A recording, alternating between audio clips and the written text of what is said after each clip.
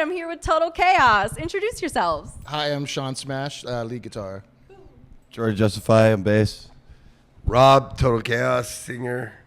Miguel Conflict, drums. You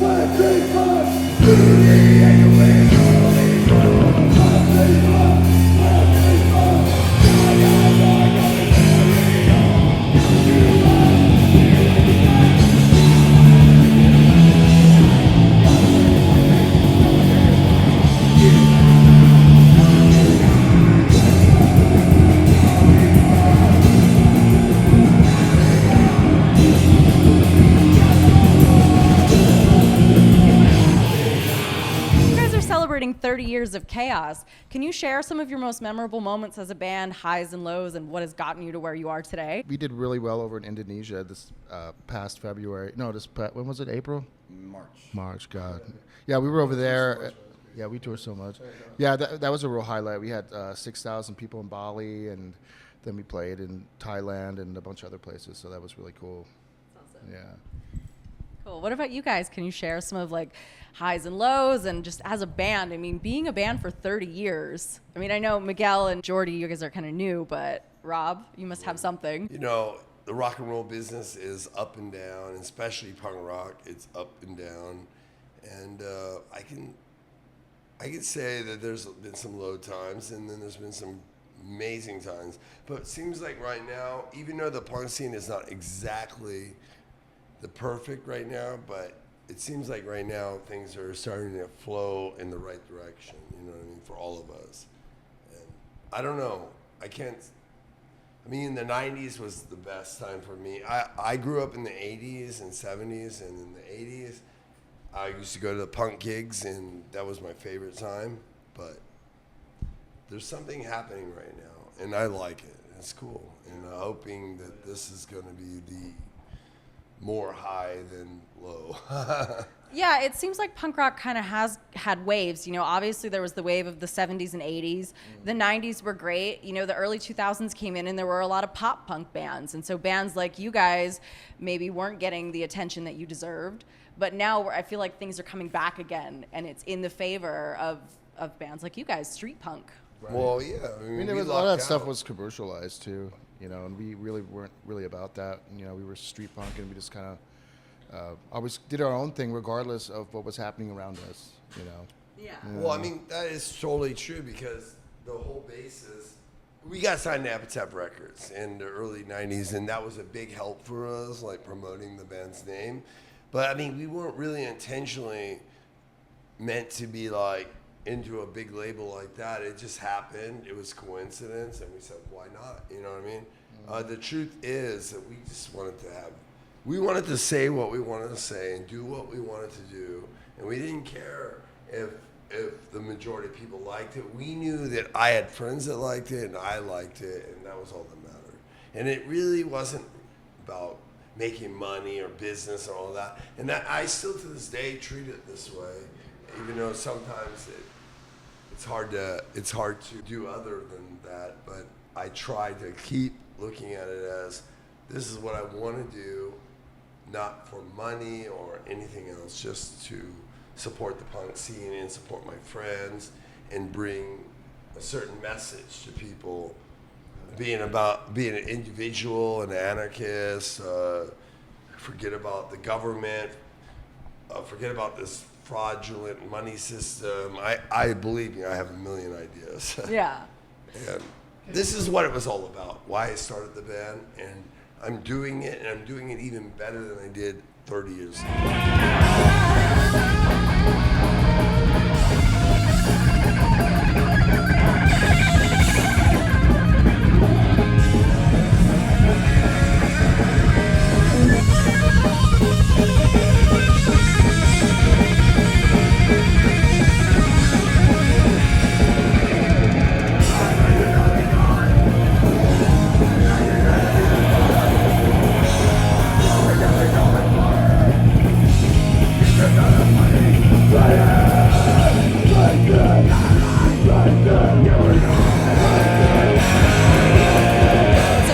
part of your success and your longevity as a band has been your persistent touring.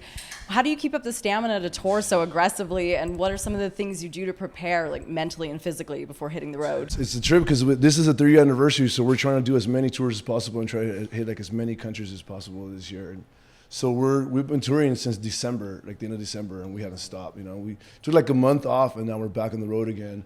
And we're gonna take another month off, and then we're going to Europe for like 2 months. So it's crazy because after like 2 weeks, you really start to miss home. You know what I mean? Yeah.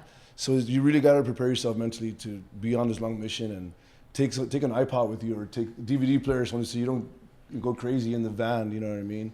Because that's a big thing. You start getting like cabin fever, and that's usually what starts driving you mad, and people start turning on each other. But we always find ways to, like, you know, keep ourselves entertained in the van, you know, or sleep a lot. You know that too. You know. Yeah. Yeah. So, yeah, man. And you really need days off too if you're gonna tour, because you can't do it every day like that. It will drive you crazy. No matter who you are. Yeah, no how matter who young you are. or I'm sure any band that does that. Yeah. Like some of those rock bands were on tour for like 2 years supporting their albums with no breaks. Yeah. But they have it better because they're in like tour buses and stuff and like nice hotel rooms. But they still, they give them like these days off as well. They go on long trips, you know what I mean? But they get those days off, and you get time to recover, and it really makes the difference. Especially we're playing fast music. It's really heavy. yeah, it's so, not like you know, we're not playing 4x4. reggae. You know, I love reggae, but we're playing Yeah. some heavy stuff, so we Exactly. definitely need, like, you know, just to recover our energy. I use a fan every night. If I have a fan, I'm good to go. You know what I mean? Totally. Well, in America, I almost never get a break. I'm always tired. But when I'm in Europe or everywhere else, I'm not driving. So I'm much better off. You know what I mean? When I'm driving, I'm stressed. I'm always stressed. Yeah, you have to be on time. You got to get to that sound check. You got to, you know, late nights, early mornings. late nights. You know? It's always late It's nights. crazy.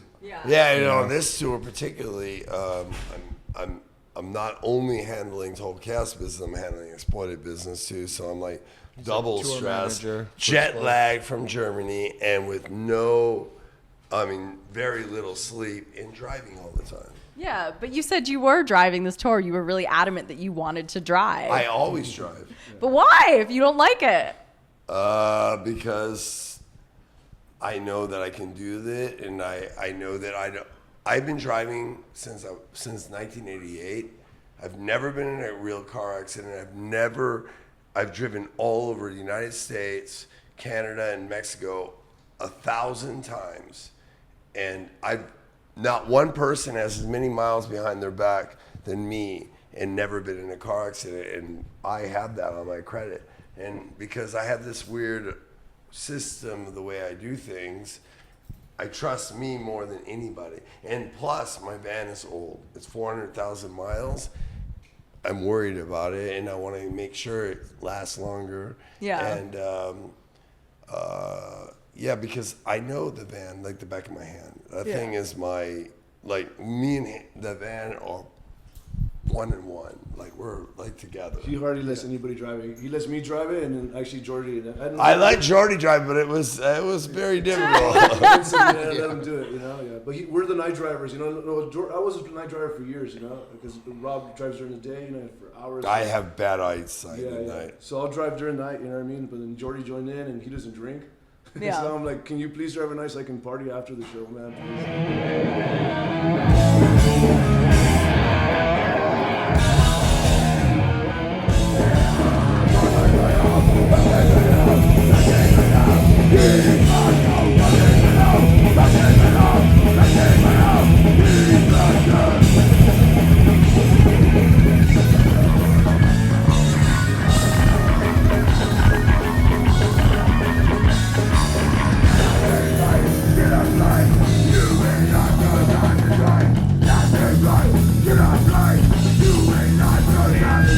Can you guys share some of your craziest stories from some of your recent tours? I mean, it looked like it was nuts when you were in Indonesia and Thailand. We were in the Philippines, and You gonna talk about the Philippines? like that. Yeah, okay. She I'm gonna has talk. to share I'm gonna crazy talk about the Talk Philippines. about somewhere else but the Philippines. No, but that's a crazy story, right? Just Yeah, go. he Come got on. it. Okay. So we have we played in the Philippines, and there was this one kid, and he kept dancing in front of my mic stand, and like both my front teeth are fake because of Mike's bumping into my face. Yeah. So I asked him like 3 times, like, hey, please, like, at least get away from my mic stand. And he did it. And after a while, he did it again. I got sick of it. But I was in the middle of songs, so I couldn't do shit with my hands. Yeah. So I put my foot in his back. And I pushed him away, and then he thought I kicked him, of course. So he, like half a minute later, I was standing with my leg, with my foot on a monitor at the front of the stage, and he came at me and he full on kicked me in the nuts.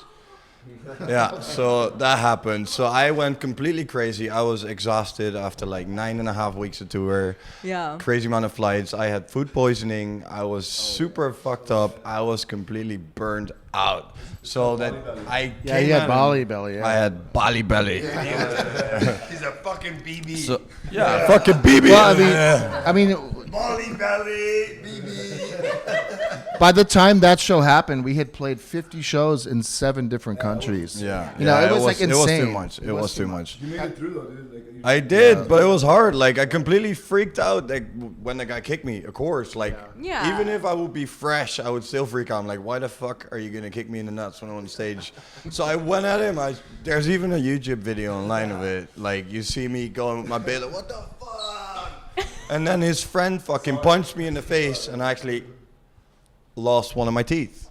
That must be really hard as a band, you know, because these are the stories that you hear from a lot of bands that play street punk and like more aggressive types of punk rock, and it's not fair because you're there, and at the end of the day, you're doing your job, and you're trying to put on a good show for the people, and they're harassing you, which is shitty. yeah, I know. Well, I wouldn't say it was harassing. It was just kind of weird, a weird situation.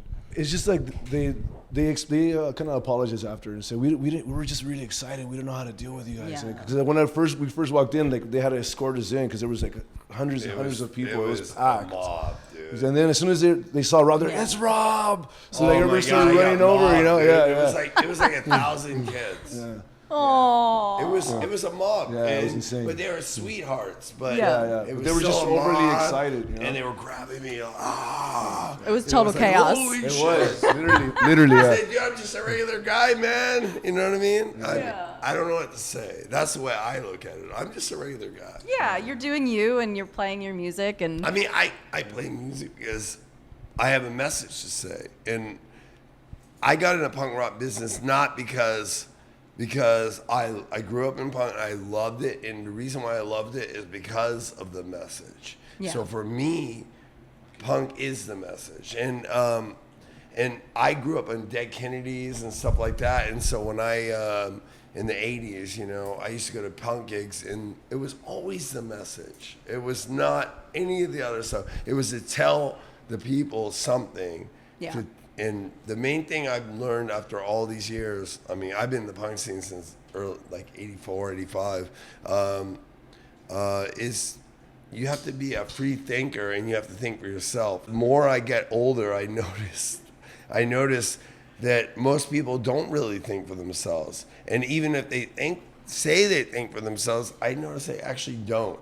Yeah. And they're like, oh, I have to do something because, what do you have to do it for? Because the government says so, or because the city says I have to. I'm like, wait a second, really? Do you have to? And so I started really doing research in the legal stuff of the United States, because even not just the United States, even Europe uses Black's Law Book, and I started figuring out piece by piece that actually almost half the stuff you think you have to do is not true. You don't have to do anything, but they trick you to make you think you do. yeah, And it's trickery, and it's control. and the government has been doing trickery for the last our government, the U.S. government, because I'm a Californian, but I was born in California, so I am a Californian.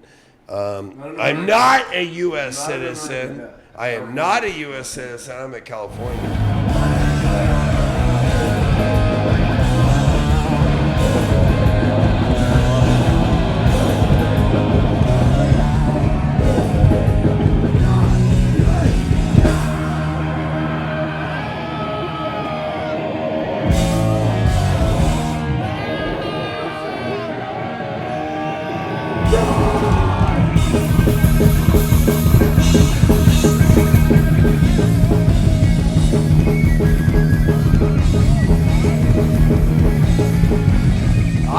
Californian. I'm not a U.S. citizen. Fuck the U.S. Okay, well, what's the explanation? Now you're dangling the carrot. Give her You the gotta short tell version. it now. Give her the short version. The short version. I got 1 minute. Got 1 minute, bro. Okay. The U.S. citizen is okay. Listen, the United States is a corporation, and there's no doubt about it. And you can look it up in 2 seconds. It's a corporation, and the jurisdiction in the United States is Washington D.C. Yeah. So, all federal laws jurisdiction is only Washington D.C. This little island on the other side of the East Coast. It doesn't have jurisdiction for anywhere in the United States unless you say certain words, the magic words. You can say, I'm a U.S. citizen, or you can sign your autograph on one of their tickets, or you can vote. Oh, that's a new one. Voting. Voting is nothing but to make sure that you are a U.S. citizen so they can screw you out of taxes, screw you. Which is illegal as well. Which is also illegal because actually the IRS, well, first off, the Constitution says, the United States Constitution says that people are not allowed to take, or the government is not allowed to take income tax. But guess what?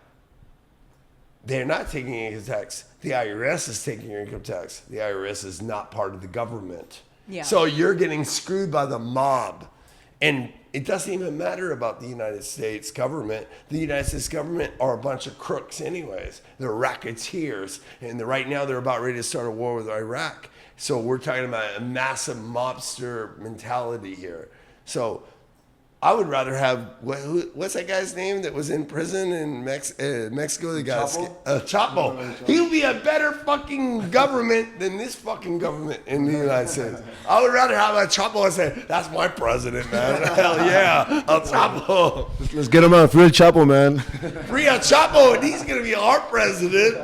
Well, so obviously because of that, you moved away to Bremen, Germany. And you I guys... left the USA because the United States government is bullshit. Yeah. It's lies and fraud. And they've been frauding everybody. Yeah. You don't have to pay taxes for income. I don't mind them charging taxes on stuff. You know what I mean? So they can fund stuff. But most of the taxes end up going into war anyways, but for the U.S. You see a but bunch of I streets, do not want them to take your money. When you work, take part of your money. It's illegal against the Constitution. And number two, that's like, what? You didn't work. I busted my ass. My hands are hurting. And you want 30% of my money? Fuck you. Yeah. Fuck you. That's why, we got to find other ways to work independently, so you can just not get screwed, Yeah. as least Well, as possible. that's just the tip of the iceberg, to be honest. There's a million things I can explain to you, but like I was just telling the guys the last days, even driving, the driver's license, California driver's license, I'm just saying for California because I grew up in California. So the driver's license, if you read the actual paper, you're signing a contract to California that you're able to be ticketed and prosecuted by the California government. And then not only that, when you signed it, first off, there is no law that says you have to have a driver's license, only unless you're working for the state or working in commerce. And that means like working a job, like if you're a truck driver, you need a driver's license. Yeah. But if you're just driving around to go to the supermarket or taking your family or going on vacation, you don't need a driver's license. So they've been frauding you for that. $40 every couple of years. And then on top of that, in registration, you don't need that either, because registration is only for commercial vehicles. If you're just driving your family around, it's not a commercial vehicle. You don't need that either. Yeah. So it's fraud. Fraud. And that's what everybody... You got them started. You got them started. Thanks, Erin. You got them started.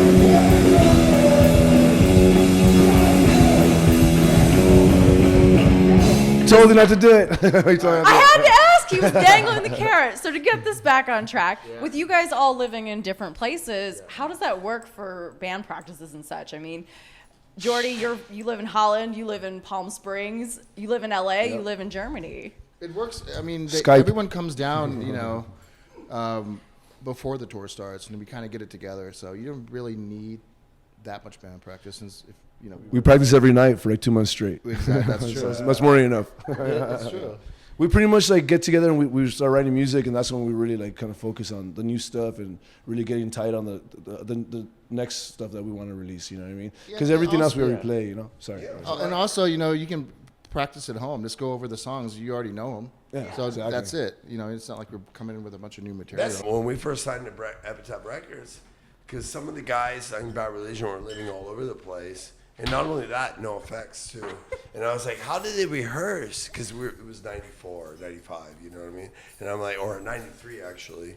And I said, how did they rehearse? And he goes, well, we don't, why do I need to rehearse? Brett Gerwin said, why do I rehearse? It's the same 3 chords I've been playing for the last 15 years. What do I rehearse about?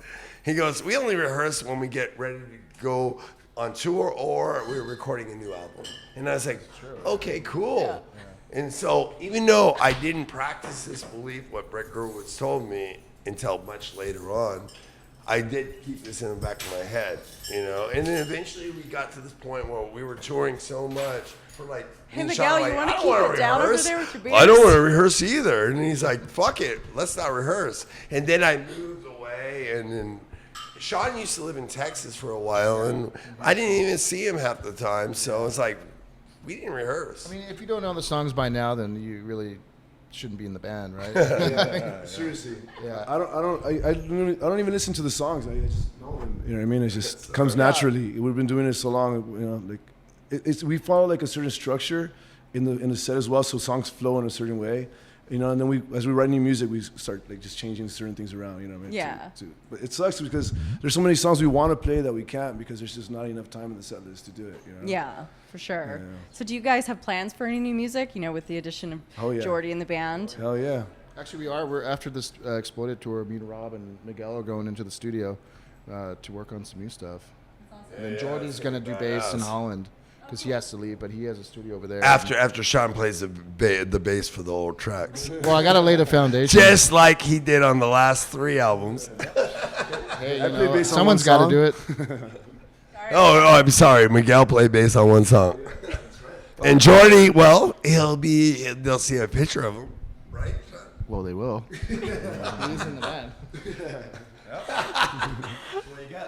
No, it's a joke. But it actually is for some reason, since Joe Bassett left in 2001, it's been a tradition that every bass player is never on a record, only in the photo. It's basically I gotta fly back because I got 2 other shows with another band. Yeah. The band's recording here. It sucks for me that I'm not gonna be here to record. On the other hand, I got my own gear home. It sounds better than the stuff that we have here anyway, so I might as well just record at home. Everything in big I know. I don't care. I want my own gear. Ah. Yes. I understand how that is. Your Yeah. pawn shop gear is not better than Vic's. Fuck you. All right, guys. Well, it's just about time for you to go on. So thank you so much for taking the time tonight. Thank Love you. you guys. Do. Thank you guys so much for watching this video. If you haven't already, go subscribe to my channel for new punk rock videos every week. This video is brought to you by Snubbed Records, a punk rock record label based out of Maryland that represents hard-working bands to get them out there and get heard. Go subscribe to their YouTube channel, Snubbed Records. I'll link it in the description below.